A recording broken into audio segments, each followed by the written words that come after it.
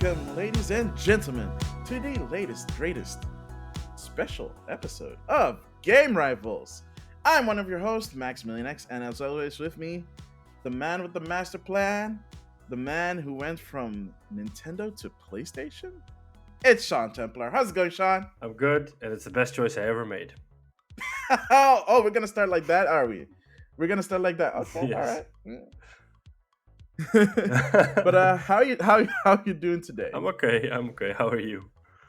I'm good. I'm good. As you can see, I made sure my background is ready for the occasion. Oh, yes. Um, and today's episode is going to be a special one. It's not going to be a usual episode um, for reasons, but it is going to be a very nice episode because today we are going to be talking about us for a change. Normally, we talk about video games and the game industry, and we love doing that, but we also love sharing our opinions about these video games. But I feel like we've been doing this for some time now. And we did do a little bit of an intro. If you go back to episode one, please don't go back to episode It's one. horrible. It is actually terrible. We do introduce ourselves a little bit, but we have grown and matured, and we have had more people come in and out, of course, and it's been such an amazing journey so far. But I feel like you know our opinions, but you don't know exactly where they're coming from. So for this episode, we just wanted to talk about our gaming history, how we grew up with video games, how we discovered video games, what made us stick to video games, and it'll give you a little bit more of a context of who we are as gamers, and how we ended up doing a podcast together. Yeah. So yeah, I mean, this is just gonna be a conversation between me and Sean. So I hope you all enjoy it. And if you like it, please don't forget to share it with other people. And I hope, yeah, you'll have a good time, and hopefully it unlocks some memories in you.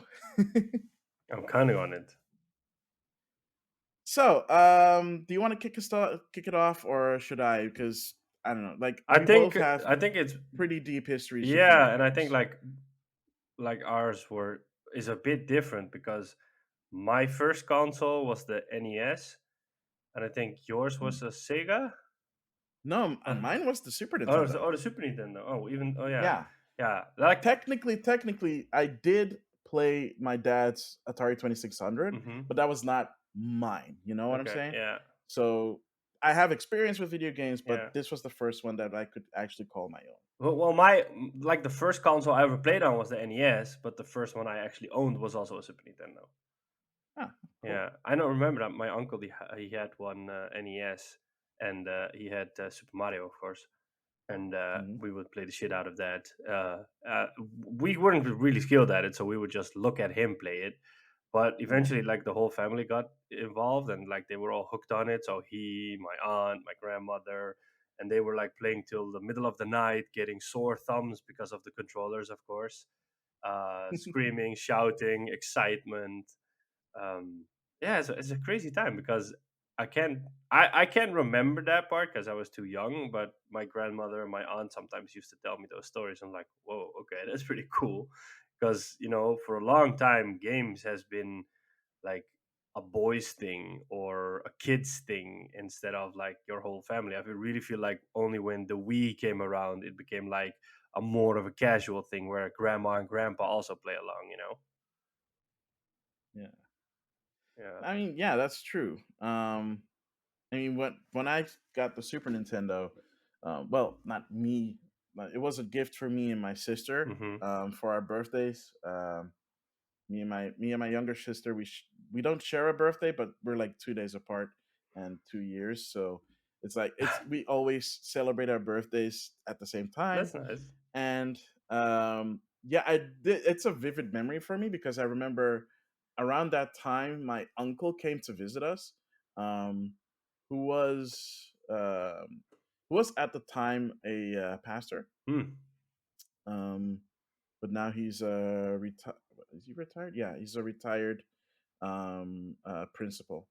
Um, and he was visiting, and it was very vivid for me because that day was we were celebrating.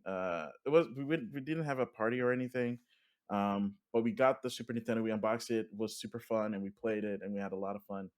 And it was my first experience with at least 16-bit because before that, like I said, was the Atari playing, uh, Space Invaders.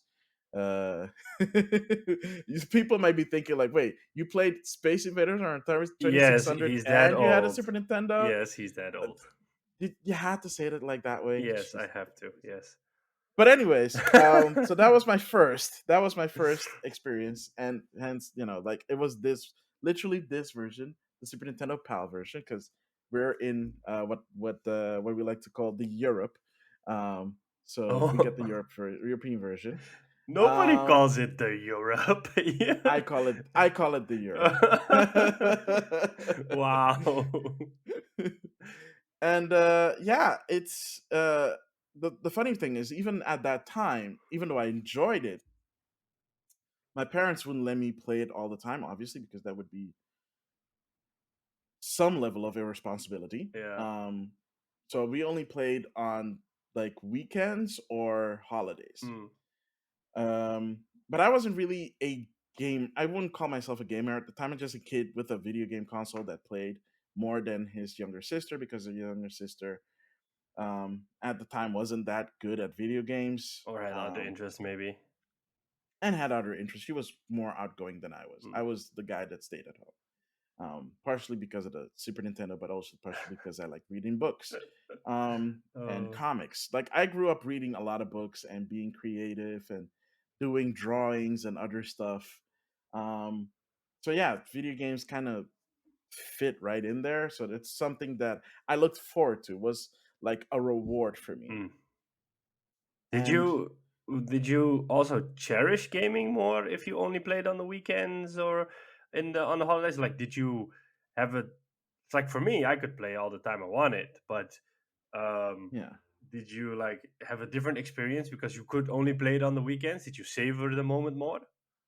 yeah, and like it's not every weekend, so it would literally be like weeks or like maybe months before I played it again Hmm. or was allowed to play because I had to focus on my studies and such, and like reading and other stuff also. But I was splitting my time mostly because of that, and I did cherish those moments, especially when my cousin came over, or when I got to visit my cousin because he had an American Super Nintendo, Mm. so he had different games. Oh, Um, yeah, like for example, he had a Street Racer, which is this Mario Kart clone, okay. which I tried playing it again a couple of years ago, and I couldn't. I couldn't.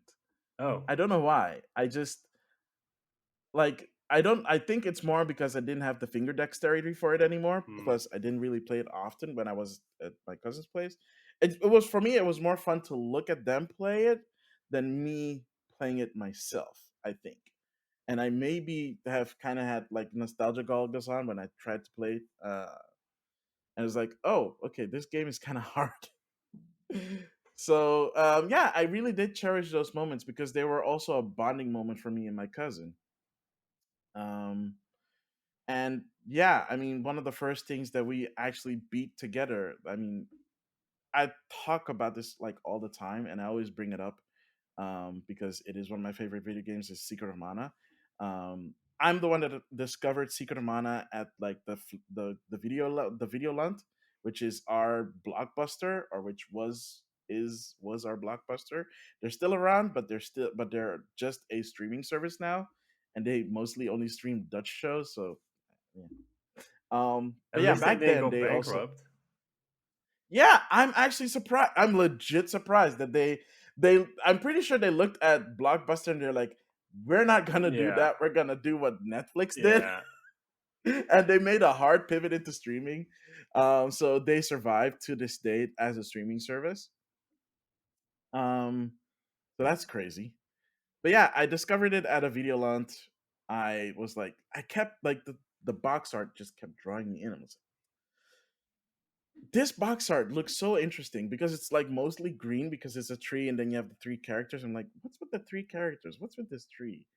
What's with the secret? What is the secret of mana? I Oh want to man. know. So I rented it once. I played it. I was like, "Oh, this is crazy!" And I called my cousin. I'm like, "Yo, I played this weird game. I rented this weird game. You got to come and check it out sometime." So when he came over, we rented it again, and then we played it. And he was like, "Oh, this is crazy, man." I Mm, was like, "Yeah, it's crazy, right?" So I asked my mom if I could get it, and I got it for my birthday. Um, like a couple of months later, uh-huh. and like the following spring, got to play it with my cousin. Like he came over for a spring break. I was like, Hmm. okay, we're gonna finally finish Secret of Mana. Do you still have the Um, original SNES I cartridge? still I still have my original NES cartridge. I unfortunately do not have the box and the manual anymore, which Mm, breaks my heart, okay. because the manual was pretty cool. But I do have the Japanese one, Oh, complete in box, and I'm nice. very proud of it. I got it for cheap. Like, I got it for like $12 at the Game Over Wow. Okay. in Amsterdam. It's like, what? Like, this was, I think, almost a decade ago. It's like, that's 12. It says €12. It's in. Is this like complete? It's like, yeah, yeah. Okay, I'll take it. It's like, you idiots do not know what you were missing. Yeah. Is it worth a lot now? Well, I went back before COVID, and they actually had another box Japanese version, and it was $70. Oh, damn. So either that one is in way better condition than the one I had, which was in pretty good condition. Mm-hmm. Like, maybe the box was a little bit weathered on the corners, but Mm-hmm. honestly, compared to like most boxes I've ever seen like being resold, Yeah. it was good. It was really good. Um, so it's maybe like it's like it was the cartridge is pristine or whatever. Mm. I don't know. Maybe there's a signature. I legit do not know. Okay. But yeah, it's like, I don't know. I'll have to check the secondhand market and see like what the resale value of that, because Secret of Mana has been getting a lot of, or the Mana series has been getting a lot of love, kinda. We have that horrible remake on PlayStation. We Uh, have that amazing collection of Mana on Switch. So it's like, it's kind of like they know to love and they know to respect Mana fans, but they don't know how. okay. So they'll have hits and misses. Hmm. So yeah, so we played that through the whole spring break. I We beat it. It's the first time. Well, it's not the first time I saw credits roll. The first time I saw credits roll was Super Mario World, but that's the first time I saw that these games were made by Japanese people. And when the credits rolled on Secret of Mana, I well, this is not how it exactly went, but I essentially turned to my cousin and I said, "I want to be on that list someday. Wow. Someday I want to be on that list. I want to make video games because I want to create experiences like this that I experienced and share it with everybody else." Okay. Wow. He laughed in my face, of course. But you have to understand, I was like, what, 8 at the time. He was I think a lot of kids wanted to become a game 12. developer when they were small. A little. I Yeah, I mean, the ones that are making games now definitely are the ones that wanted to make games when they were kids. Um, Yeah, but it's I don't know like, if there are a lot of them though that were like that, yeah, but unless they were PC I gamers. think it's like, when you ask a kid, or at the time when you ask a kid, like, what do you want to be when you grow up? They would say like a firefighter or an astronaut or a pilot. And I think, like, as soon as gaming became a little bit popular and a little bit more accessible to the masses, like Hmm. that was one of the professions that people could of kids would say. It's just that, and I think still to this day, still a bit tricky, is that, like, they've crystallized out how to become a firefighter or how to become an astronaut or how to become a pilot. But with Yeah. games, especially then, it felt like the Wild West, because like you didn't have any game based education. Like the craziest people could become game developers. I actually did become game Hmm. developers, and even now, yeah, there are game developers, but it doesn't. Maybe I'm wrong, but it still does not feel like there are, it's like a niche, because like if you go to a college here, Like they all have the same curriculum. They all offer something based on economics or based on psychology or based on accounting or whatever. Whereas if you want to become a game developer in the Netherlands, it's like two or three schools that offer it.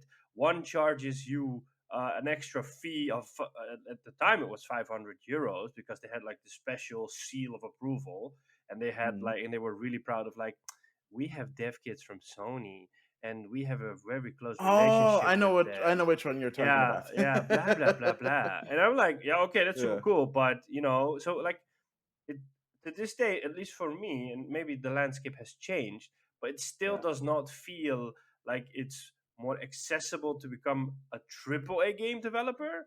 I would say an Oh, it's indie. not because they always require like 3 years of experience. It's like, y- how am I supposed to Yeah, get the experience if you're not exactly letting that. me in? Yeah, and like I would say that it has become a whole lot easier to become an indie developer because you can Oh teach yeah, yourself, you can make your own game, and there are far more tools to publish your own game now, like Steam or ID at Xbox or PlayStation or whatever. So like hmm it's funny to see that everybody maybe wanted to become a AAA developer, but it feels these days like now actually everybody wants to become an indie developer because they dictate their own terms, and you don't get like all the horrible stories you hear about how hard it can be at some AAA developers or how toxic it can be. So it's exactly. yeah, it's Yeah, funny how at least it feels like the landscape hasn't changed. The path to AAA hasn't changed that much, but the path yeah, into becoming a game developer has. mm, definitely, Yeah. absolutely. Because um, yeah, because if you look at how people got into development before, like I said, like most of them were either '80s kids that grew up with Basic, Okay. Yeah. Something computer or sciencey. '90s kids that indeed like, or '90s college students that did computer science. Yeah. Like for example, the the late president of Nintendo, Iwata-san, he did like computer science, Yeah. but he was also like a big fat nerd, and he was like a master programmer. Yeah. Like he was Nintendo's fixer, despite the fact that he at the time was not an employee of a Nintendo. They just went to where he worked, HAL Laboratories, and they were like, "Hey, this guy's good. You can use him to like fix your stuff." And they like, "Okay, could you like fix our games?" Um, so he like fixed like a bunch of games. He complete finished like a bunch of games for Nintendo, and even made a few Nintendo games like Joust. Like the Famicom version of Joust was programmed by Awada. Oh wow, Yeah, that's he cool. did like the physics, and like I think NES NES Pool was also programmed by him. Like he made like a PC version at the time with like really good pool physics, and they were like, "We want that on this on our Famicom. Could you port that to the Famicom?" So he did, Hmm. which is crazy. Wow. Yeah, and then let's not forget people like Cliff Blazinski, who was like super young when he was working at Epic Yeah, and made Jazz Jack Rabbit. I You remember that know, one. I love Jazz Jack Rabbit, man. Yeah. Dang. Yeah. Yeah. I remember like I played back in the day. So like I had the Super Nintendo, and then that was the first console I actually got. And then soon Mm, after that, the PlayStation came out, the first PlayStation, and then my uncle got the first PlayStation, and he got Crash Bandicoot on it. I remember, so we would play that at nice. him, and immediately I said to my parents, "I also want a PlayStation," and they were like, "If you want one, you have to save up for it, and you can get it for your birthday." And I'm like, "Okay." And then my birthday came around, and I got a PlayStation One with Crash Bandicoot, and I Nice. didn't have a memory card for like the whole PlayStation One generation. I did not have a memory card. Oh, please. Who had a memory card? A- Those things are yeah, expensive. and for most of the PS2 generation, I also didn't have a memory card. Yeah, so How'd you play games on the PlayStation 2? we just start them over. Especially since you're a big Metal Gear Solid fan. Around the time MGS came out, I did have a memory card, but like I Oh, think in okay, the okay. first maybe 1 or 2 years of the PlayStation 2, I didn't have a memory card. But I remember like on the PS1, um, I played Crash Bandicoot and I liked it, and then my mom started playing Crash Bandicoot and she loved it. Like she would come home from work and then she would just lie down on the couch after dinner and she would like play for hours, and we would just watch. And then I remember Time Crisis came out with the toy gun, and then I would Yeah. play that with my dad for hours, and that would be fun. And then eventually we found out like you could I don't know what the English word is for it, but you could like you could like have your PlayStation 1 modified, and then you could Yeah, yeah, yeah. play illegal games or like downloaded copied games or stuff. Cuz like I remember at the time those games were Mm. 120 guilders. Oh yeah, yeah, That was yeah, a yeah, yeah. lot It of was money expensive. for games, you know. And Wait, how long did it take for you to mod your console? well, I think How long in? we did it pretty soon because we found out my uncle had done it, and so he was like, Mhm. "Yeah, it's gonna cost 150 guilders, but then you can buy games for dirt cheap." So I was like, "Okay, you know." And then we did it pretty soon. I think like within the first or second year. Like I don't know when it came out the Yeah, option to do it, but we yeah. did it pretty soon. And then I would just buy games for $5 or for 250, you know. And then Oh, it's so bad. I mean, I I did know, it too. Don't get me yeah, wrong. I Like know, my cousin put us up to it. Like after the first, he was like after the first year, like have that modded yeah, because then you can yeah, like get games for yeah. cheap. And I got like a whole bunch of games for cheap. Yeah, that's the only It's console I so did it bad. to. I did after that. I never did it again. Yeah, But yeah, I remember doing that, and then like I played all sorts of games: Gran Turismo, Siphon Filter. I don't even remember the names of certain games, but I remember back then, yeah, and especially with renting games, you just rented whatever you thought was cool, or you thought what you played what you thought looked cool, so you didn't care about reviews or whatnot. I remember magazines were around, but I would just buy them because it's something cool to read on, but I wouldn't really care about the review scores, because I was like, if a yeah. game looks cool, I want to try it, you know.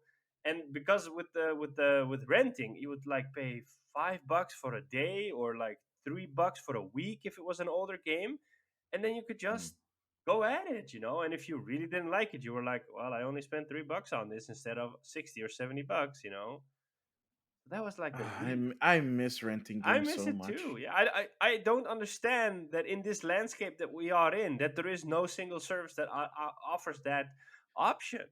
The closest thing is Game Pass. It's the closest thing, Yeah, but like, I, but it's not the same. yeah. Plus, why did it take so long for something like Game Pass to come along? So like, why wasn't it a service on the PS3 maybe that allowed you to, or like on the Xbox, or the Xbox Yeah, 360, yeah, or yeah. like early Xbox One days or PS4 days, like where they said like, you know, you just get a subscription for 15 I bucks, and for that I think because data caps.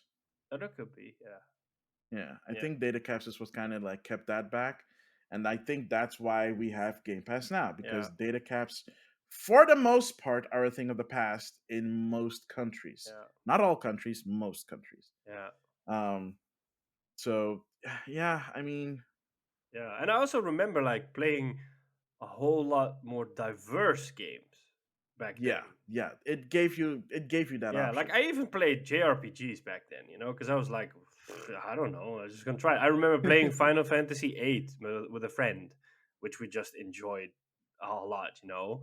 Or we played, um, I played Kingdom Hearts on the PS2, the first one, and I enjoyed it. It took a long, that was a really, I never finished it. It was a really long game. It was really cool, you know. But also like Yeah. the Disney games. Like I remember on the PS1 there was this Aladdin game I used to play, which was really cool. Or there was this Lion King game that we used to play. It was really fun, you know. Whereas only later did you find out that way as you grow up that licensed games were actually really horrible, because they always had to Well, rush it to bring it out with the movie. Or like most of depended them. on depended on the license game. Yeah, Like for example, like you said, Aladdin. Like for example, Aladdin on the Super Nintendo is just like, yeah, I mean, there are people that swear about the Mega Drive version.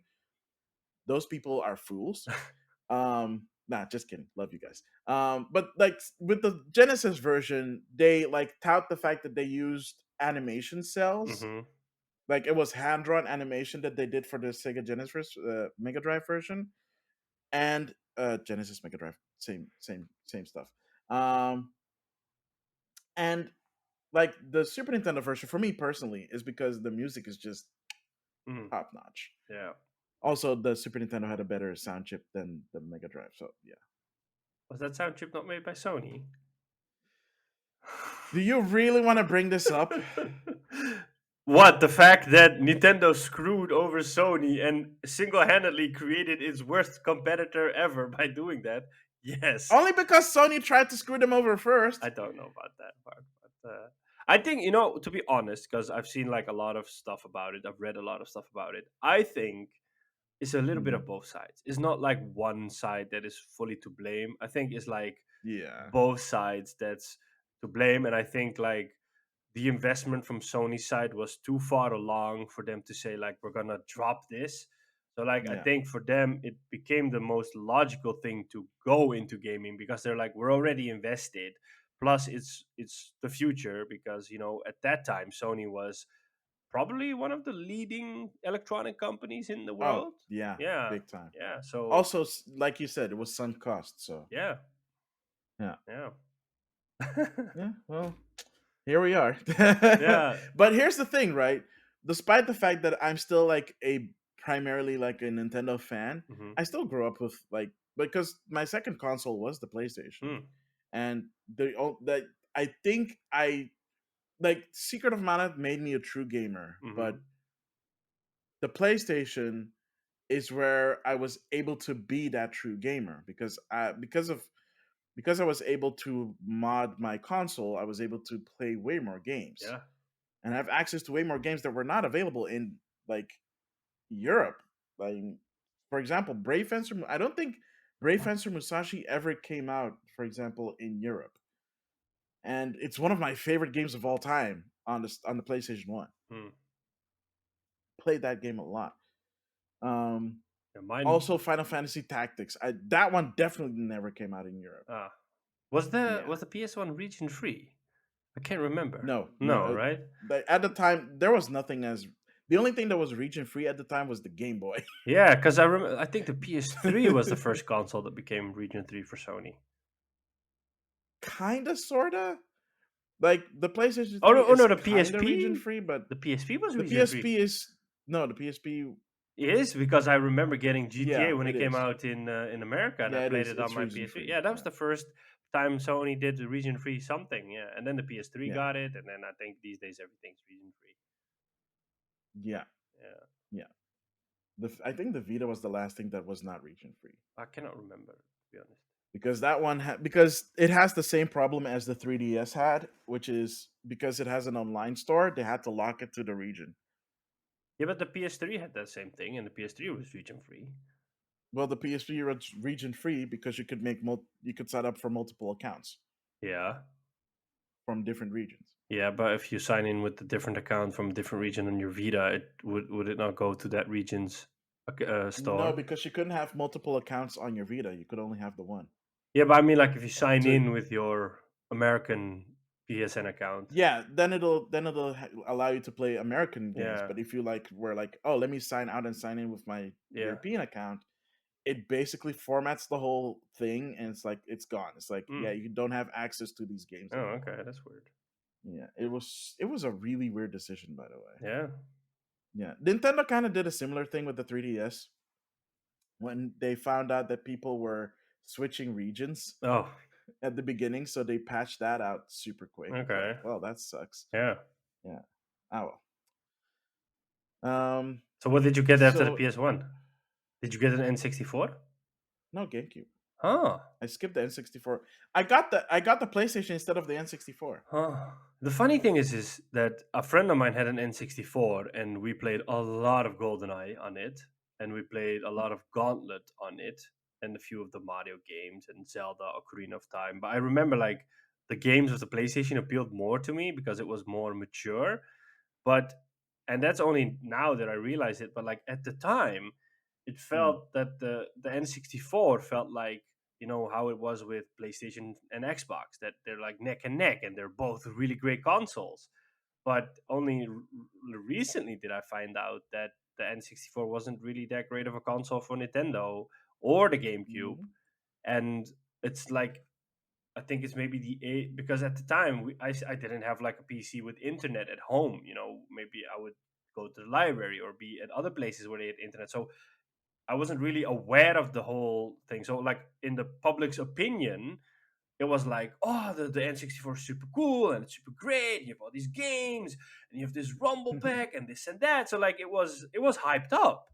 Yeah. And then the PS1 had the same thing, you know. And then people were like, yeah, but I have a PS1 and that's much better. And I have an M64, blah blah blah. And then like years later, I found out like, oh, but actually the N64 wasn't, unlike from a sales figures or from like different points, it wasn't that great. And the same goes for the GameCube. Like I think with the GameCube at the time, because the Xbox already also came around, that Mm. a lot of people were like, well, the PS2 is the best selling console, so everybody bought a PS2, or they bought an Xbox because of Halo or stuff like that. But I still felt like Nintendo could hold their own with the GameCube. But then again, I also found out later that the GameCube wasn't that great as well. It's like the Wii really brought them kind of back, to put it that way.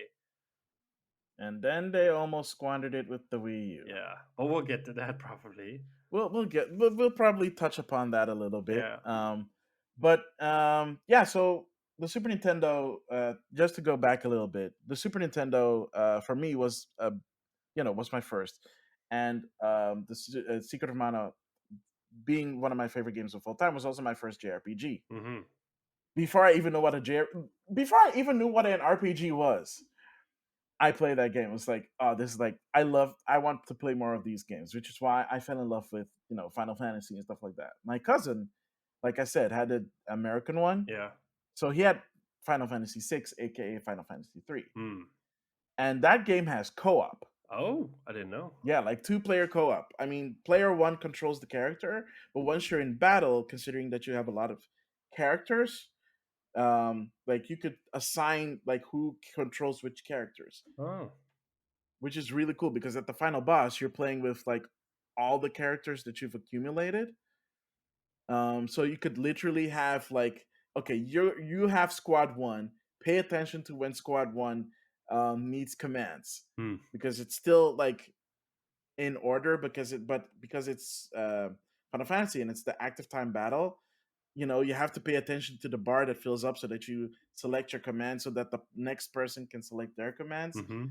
I think I want to say that we beat Final Fantasy VI that way. It could also be that we never beat Final Fantasy VI Hmm. because I do not remember seeing the end credits for that game specifically. But yeah, between renting games back then and getting games for birthdays, like I only have a handful of games that I ever got. I got Secret of Mana. Early on, my dad got me a shmup called Super R Type, which is a really cool shmup, but I suck at them. Thank goodness for the Nintendo magazine because it had a cheat code in it to skip levels. Otherwise, I would have never gone beyond level two. um, Now I probably would still get my ass beat by that game, though. I will be completely honest. I'd probably be better, but I'd probably still have my ass handed to me. Mickey Mania, I also got that for my birthday because I think I saw it in like another magazine. I was like, "Oh, a Mickey Mouse game that looks really cool." I wanted, so I got that. I think again for my birthday. Um, did I get any other games? I think there was one more game, two more games that I might have gotten, and I don't remember which ones they are And this is for the Super Nintendo or the PlayStation? for the Super No, the Super Nintendo. Nintendo. And the last game that we got was a hand me down from a family friend Mm-hmm. who bought a Super Nintendo game thinking it was a NES game. Oh. And they were like, "Well, we can't play this. Our kids can't use this on their system. But you have the Super Nintendo, so here." That's So nice. that's how we got Yoshi's Island. I'm like, "Okay, Oh wow. that's cool." Yeah. And that was the last Super Nintendo game that I got, and it's the best Super Nintendo game. Well, the best Super Nintendo platformer. Hmm. The game looks beautiful, and it's just a lot of fun. Come to think of it, I remember playing. I don't know what it was called, but it was this Star Wars game, which was a side scroller, and I really enjoyed that one as well. because it had you played as Luke Skywalker on Tatooine, and you had the blaster, and you Oh, went in the lands. that's Super Star Wars. Is I it Super have Star that. Wars? I really enjoyed Yeah, that game at the time. I bought that like also like 10 years ago at the same place where I bought Secret of Mana Yeah, Japanese it version. just came to mind. Like Um, I love that game. Yeah, it's a hard game, but it's so much yeah, fun, it's really hard. Yeah, and the music is so good. yeah, I know. Yeah, because you really felt like you were in Star Wars back then. Yeah. Yeah. And then I remember on the PS1, I got Star Wars Episode 1, The Phantom Menace. Oh my god, I love Ooh, that game. how is that? I never played that. That one's really cool. It follows the movie pretty closely, but it's really cool and really fun to play. And like I remember they did a couple of Star Wars games on the PS1. So there was also one called Jedi Power Battles, I think. And Ooh, yeah, I heard yeah, about that. and that one you could play in co-op. That was really fun. Yeah. Oh man, Did you beat episode one? I did. Yeah. So you like did you also have get the chance to like chop Darth Maul into? I know that there's a battle against him. I don't know if I can't remember if you really chop him in two, but I know that there's a boss fight against him at the end.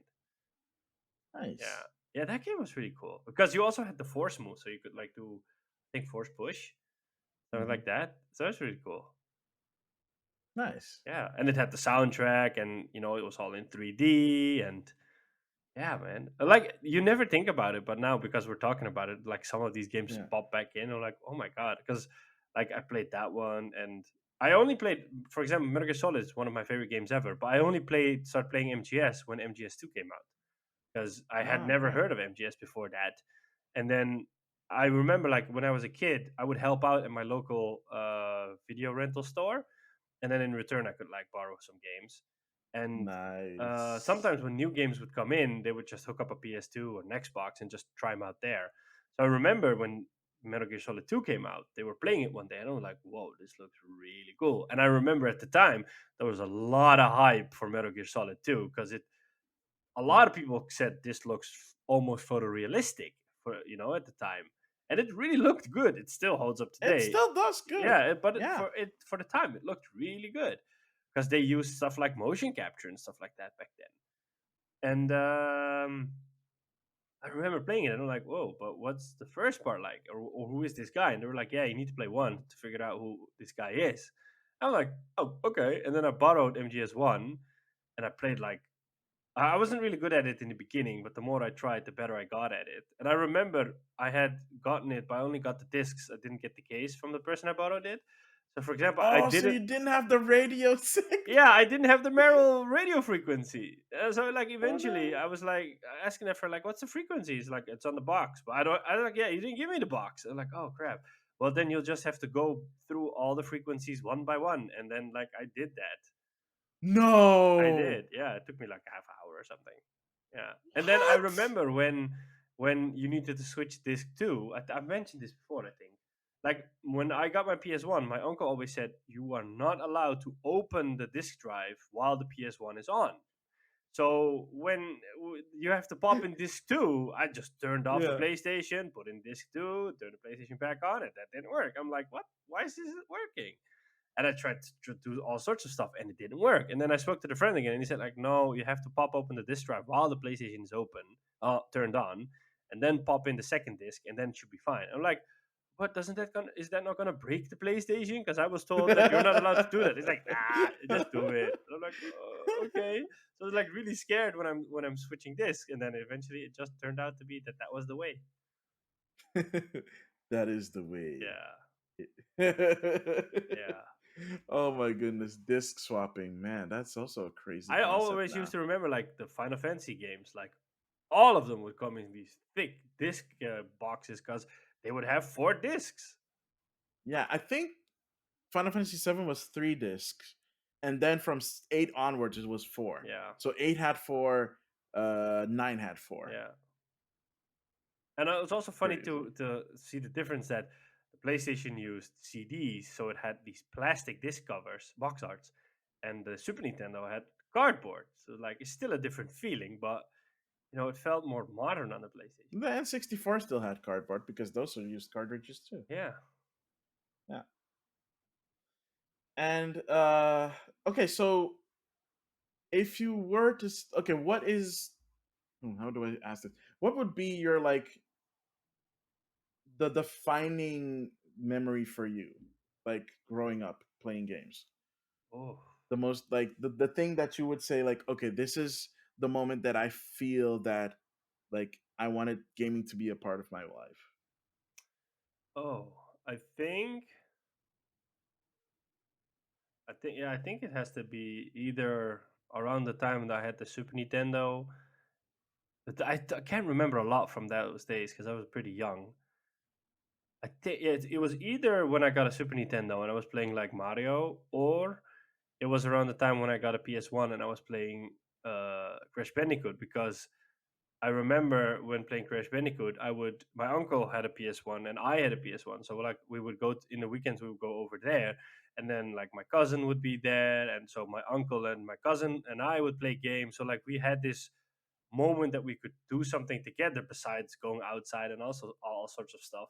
But like there was this new thing we could share with the three of us, and that kind of made it like I was like, I really like this and I really want to keep on sharing these moments. And like a lot of the times we would just be at my grandmother's in the weekends and then just play all sorts of games on the PlayStation.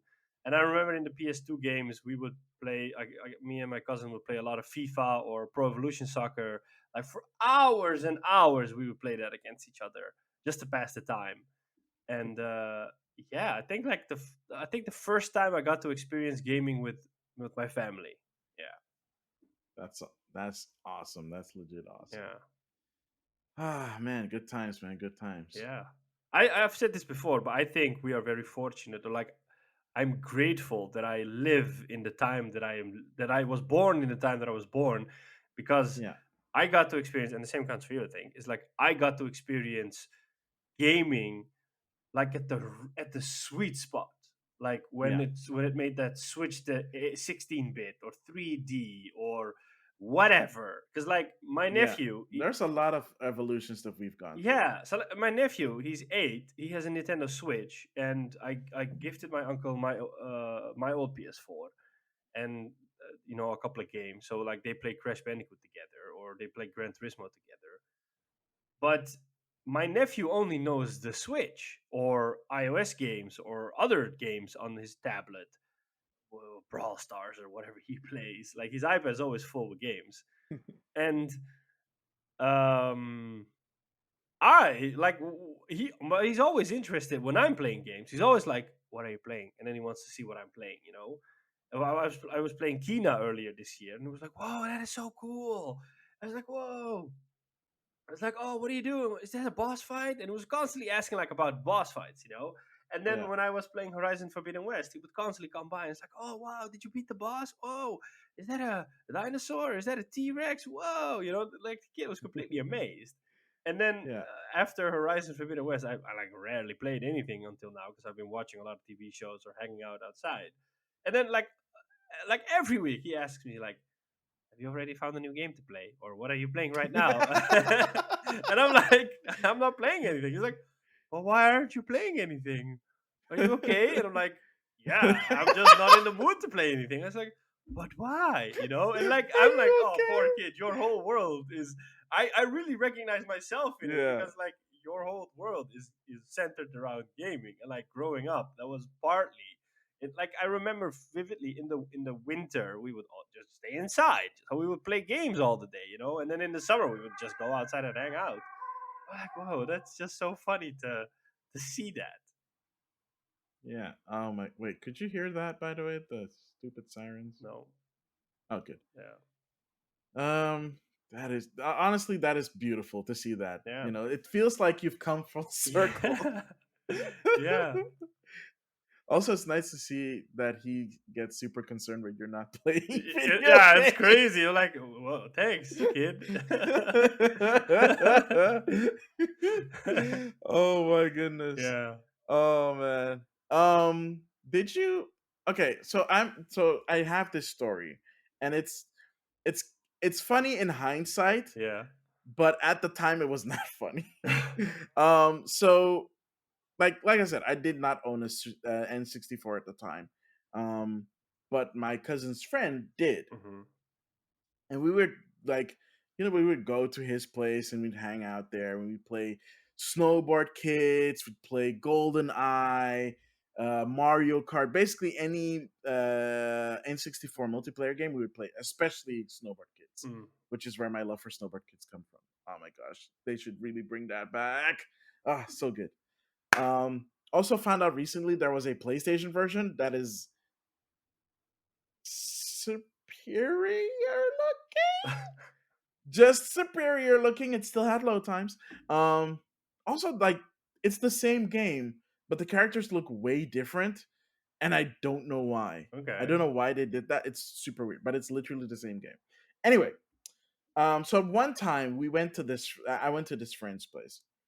I distinctly remember saying, "I'm going out to a friend's house. Bye." And then I closed the door behind me and I left. I have, at that time I was a bit older. I think I was like uh 11 or something, 10, 11. It was before, I think it was either before I started high school or a little after, something like that. So I closed the door. I went there. We had fun. We played games. After we played games, they started playing Magic the Gathering. I was like, okay, you know what? I don't play. I don't get it. Bye. So I came back. It's not even that far where this guy lives. It's like maybe it's not far. Let me put it that way. It's not far. Okay. But it was, by the time I came back, it was dark. Hmm. It was getting dark. I always had to get back before it got dark. And I got back and it was starting to get dark, and I got home.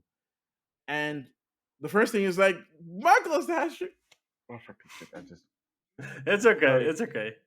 I'll have to bleep that out. Max, is that you? And it's like, yeah, it's me. Like, yeah, why? It's like, where have you been? It's like, mom and dad went looking for you because they thought you were, because they couldn't find you and you Oh my weren't home. god. It's like, what? But I was at a friend's Oh my place. I said god. bye. It's like, and my mom got back. She was so upset. Yo, you wouldn't believe how Oh my upset she god. was. My Oh man. goodness. I got a real, like, stern talking to that kid. I was like, but I said bye. Nobody heard me. It's like, oh my gosh, that was so, oh my, I was at that point, I was like, every time I made sure that my parents knew that when I went out, I let them know, I'm going out now. It's Oh man. like, shoot, man, why? Oh. Man, I got in trouble that day. Oof. Were you not allowed to play games for a while? No, no, no. Well, no, no. Okay. So, I mean, I got in trouble, but it wasn't like I wasn't allowed to play. It's just that I had to make sure that if whenever I went somewhere, I made sure to say where I was going. Mm. And this wasn't a time before cell phones, so you can Oh man, yeah. imagine. Oh my goodness.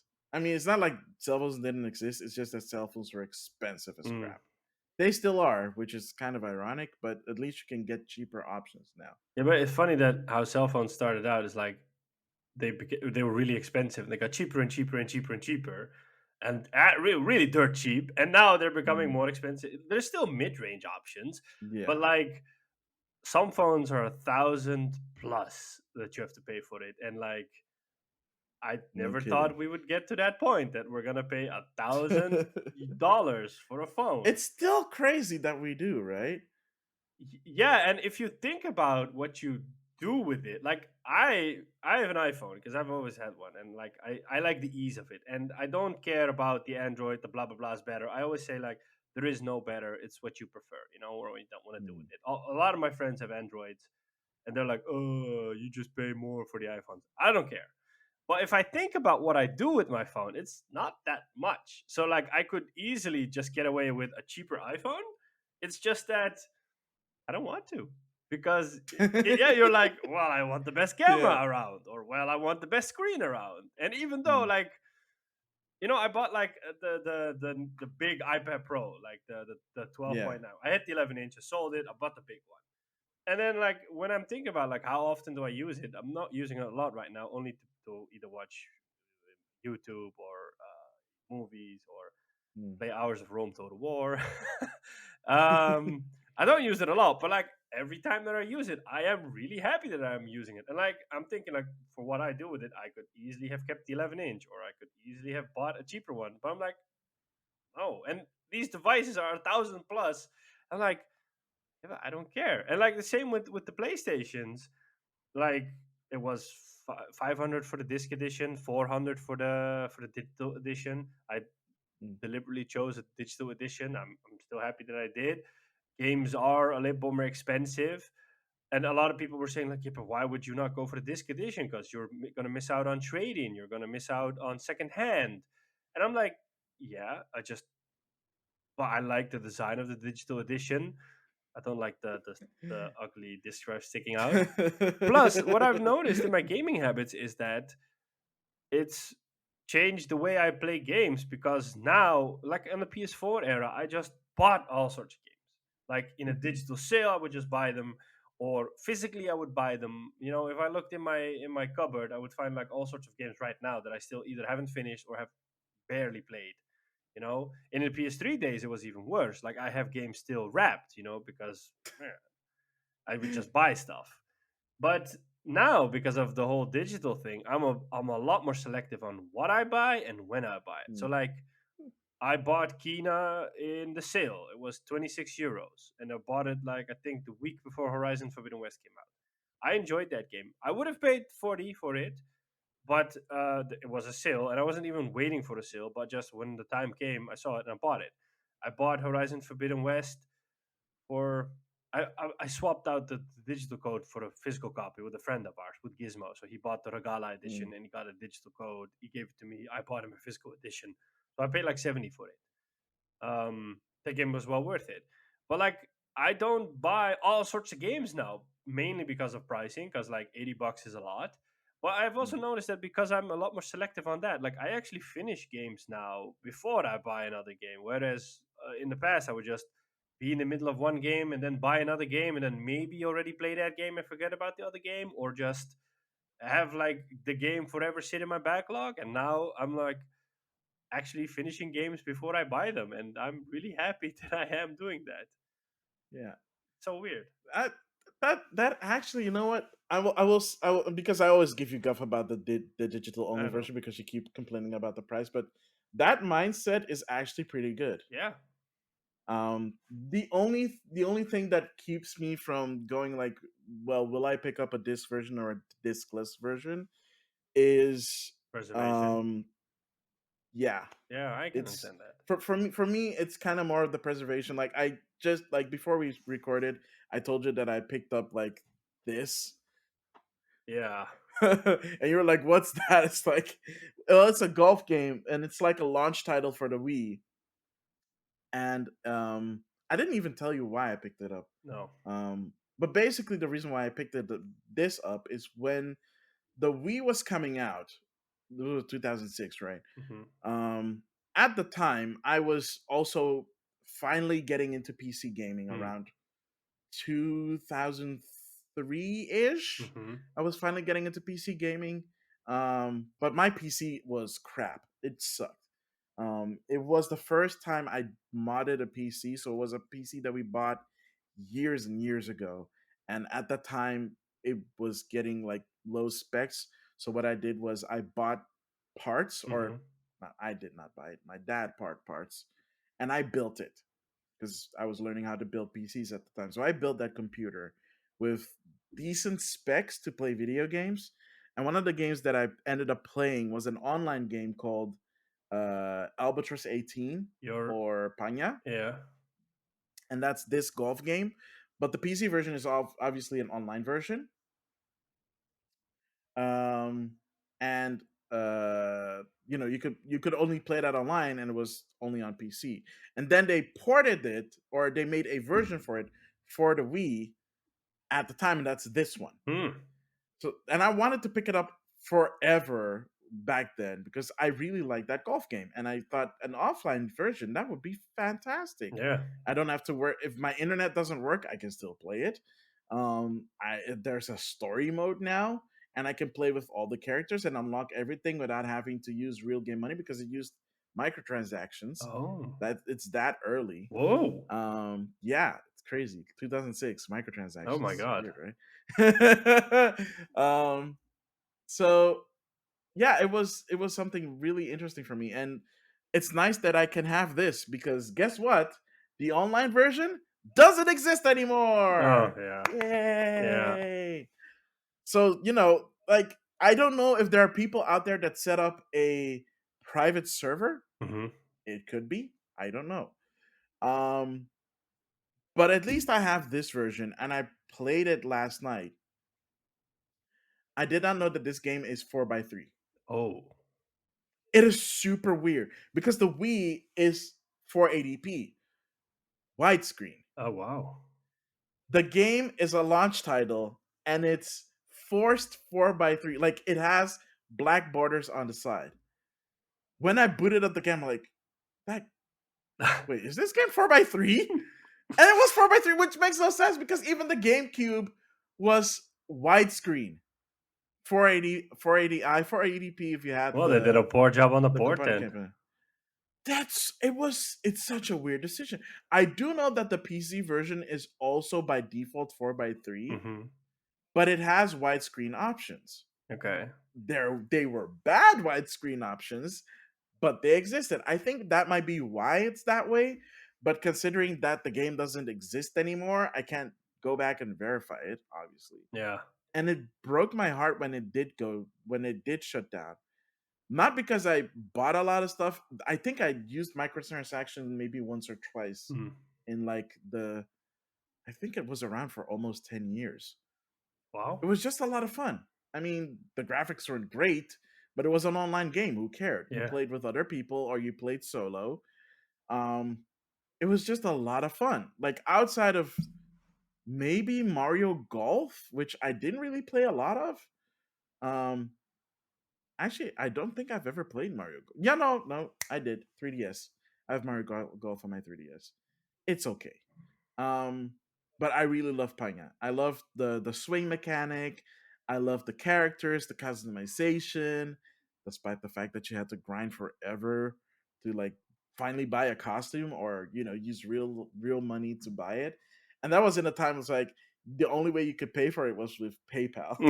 Oh wow. If you want to do microtransactions and you live in you live in Europe, you needed to use PayPal. There was no other way, or you have to use a credit card Mm. because I don't have a credit card.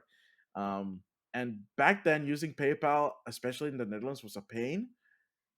I mean, you have to imagine always had to transfer money to your PayPal account to be able to use the PayPal account. Even though it was linked to your like bank account, you couldn't use it like linked to your bank account like you can now. Um, so that yeah, I don't know. So I saw this for like less than $5 recently. I was like, okay, I have to pick it up. Because I wanted to do a piece on it. Not on the podcast or anything, just maybe on my YouTube channel or whatever. Or if it's not a lot that I can talk about, maybe do it on my TikTok or whatever and just share it. You know, it's also a form of game preservation. Yeah. So uh yeah. So it's just yeah, I mean, that's the most important thing to me. So I'm still contemplating. I don't know which version of the PlayStation 5 I'll be picking up Hmm. someday, but I will F- have a PlayStation 5 in a few. for me, I think it's Wait, no. Wait, I do have to pick up a disc version because I won Star Wars. Fallen Order. Yeah. So that's a Yeah. disc version. Yeah. For me, it's like partially a space thing, like that. I don't have a lot of space to store all my games, you know? Mm, So like I have my TV cupboard and it has like three Rose. separate cupboards in it, and it's already Yeah. stacked with loads of stuff. So like the middle part is where all my games are, but like Yeah. it's really full, you know. And I'm like, I like the convenience of having multiple games installed on my PlayStation, not having to get up off the couch and just switch between the games. So True, that true. also kind of plays into my whole uh, being happy with the digital edition. Even though I Mm, don't have a lot installed on my PlayStation right now, but you know, the ease of switching and yeah. saving physical space, you know. True. Yeah. But I have like two bookcases Yeah, that I can put my games in, so I'm yeah. good. Like, which is kind of funny because like I thought I had way more games. I have a lot of games. I thought I had way more, and then I realized since the Wii, I have a lot of games digitally. Oh. You know, like between Virtual Console and like games that I bought on Wii U, and on my 3DS, I have a lot of games digitally on my 3DS, which is ridiculous considering that the 3DS maximum space that you can have on an SD card is Oh 32. wow. So I actually have to buy another 32 gigabyte card so that I can download all the other games before the store closes. Hmm.